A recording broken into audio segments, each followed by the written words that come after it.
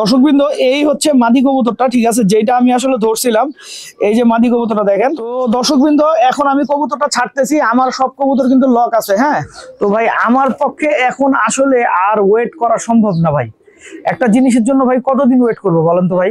পা থেকে শুরু করে নিয়ে আপনার ঠোঁট থেকে শুরু করে নিয়ে এই কবুতর বাচ্চাটা বর্তমানে অসম্ভব বলা যায়।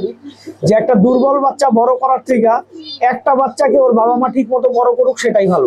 এই যে দেখেন মহাবিপদ সংকেত, এইটার এই মাদিটা আমার বাসার আসলে জুলফিকার লাইনের মেইন একটা মাদি কবুতর। দেখেন আমার এই খাঁচার কবুতর গুলা কত পরিষ্কার, আর এই কবুতরটা একেবারে নোংরা কালার, যেটা বাইর করে নিয়ে আসলাম, খেয়াল করছেন?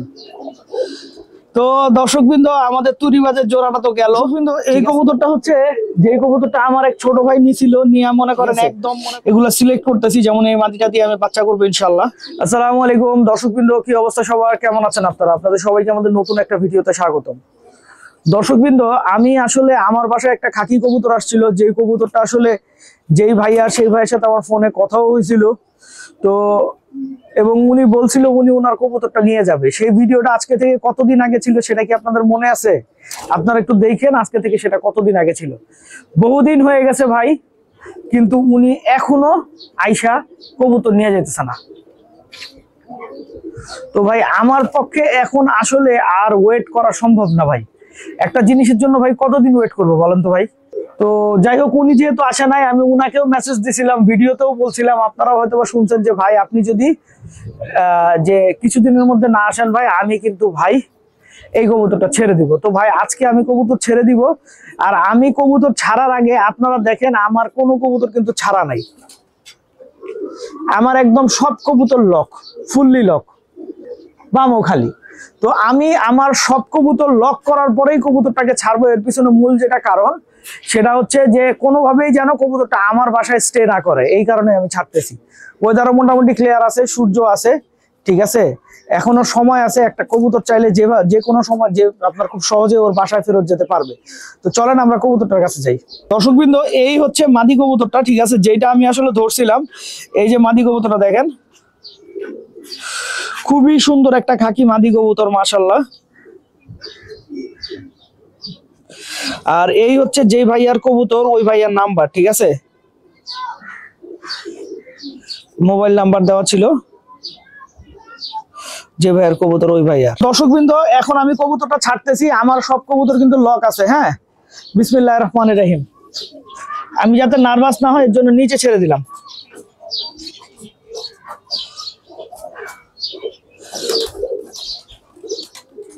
এই যে প্রথমে আমার ধাপড়িতে বসলো, কবুতর স্মুথ আছে। আপনারা দেখেন কবুতরটা ছাড়ার পরে কবুতরটার একদম মুভমেন্ট চেঞ্জ হয়ে গেছে, দেখছেন? এই যে জাস্ট একটা টান উড়ে গেল,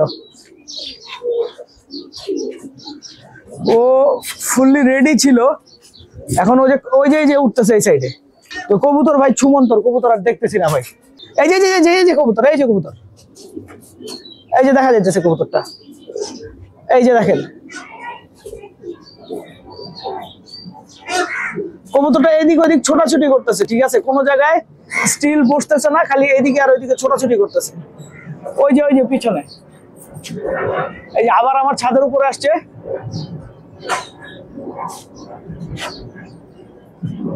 এবার একদিকে দৌড় দিল,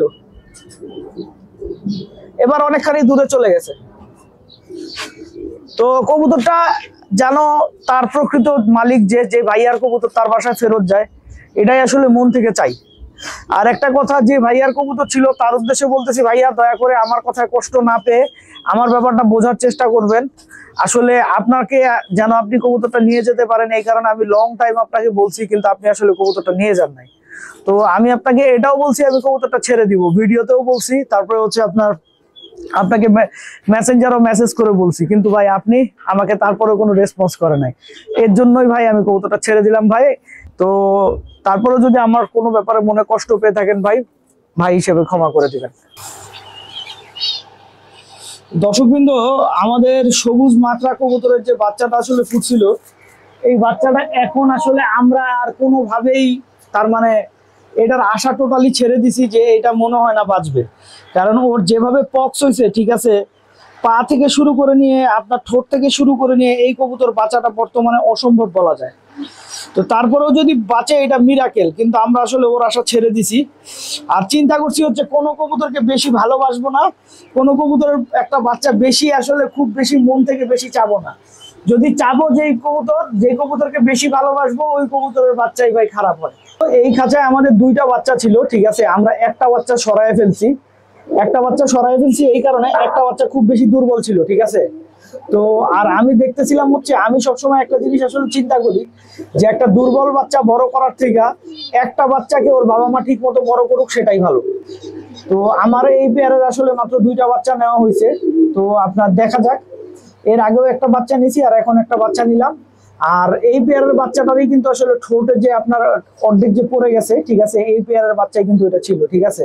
এই যে দেখেন মহাবিপদ সংকেত, এইটারও ঠোঁটের নিচে পক্স হয়েছে, দেখছেন, এটা মহাবিপদ সংকেত।